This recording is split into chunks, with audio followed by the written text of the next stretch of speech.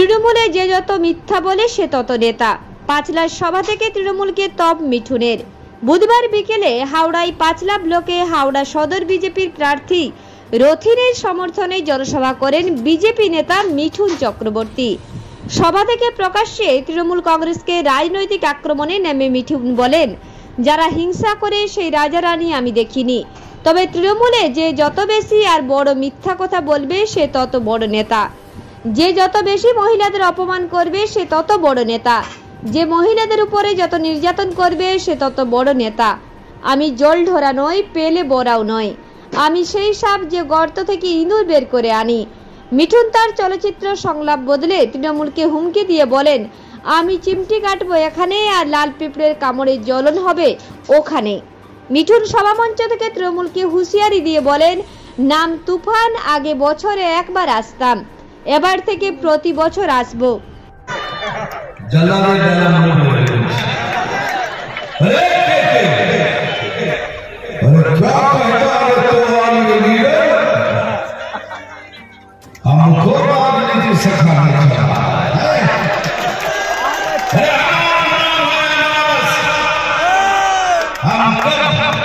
किसी की कुर्सी नीचे से खिसकाई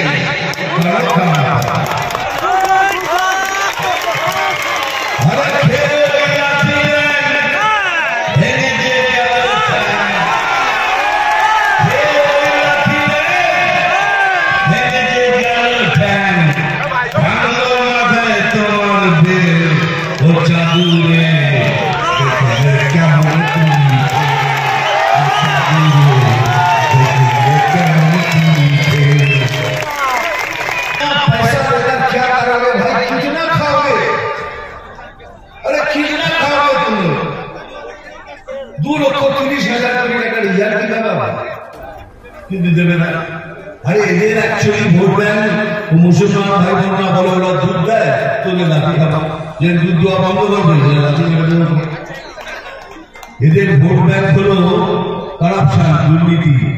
আজ দুর্নীতি শেষ, এ সরকারও শেষ। সেই জন্য সবাইকে দুর্নীতি শেখানো।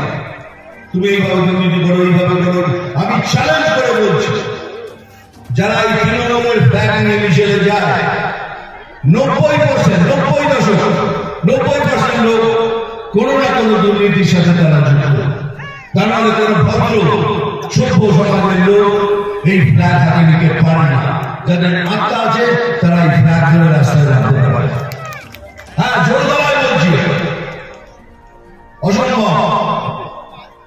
যাই হোক, আপনাদেরকে কি প্রশ্ন করবো, এটা জানা যাবে কেন?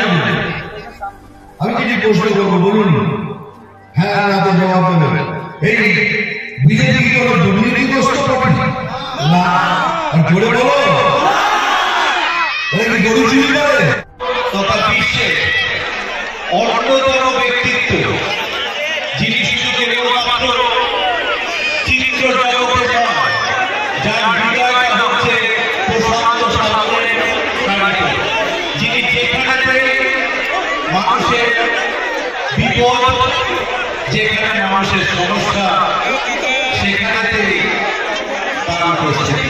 তাকে আমি আমার অন্তরের অন্তঃস্থল থেকে ১৭ কোটি প্রণাম নমন জানাই। উপস্থিত রয়েছে সমন্বয় মঞ্চে আমাদের পরম প্রিয় মোহিত দা, রয়েছেন প্রশান্ত দা, রয়েছেন অবিনাশ দা,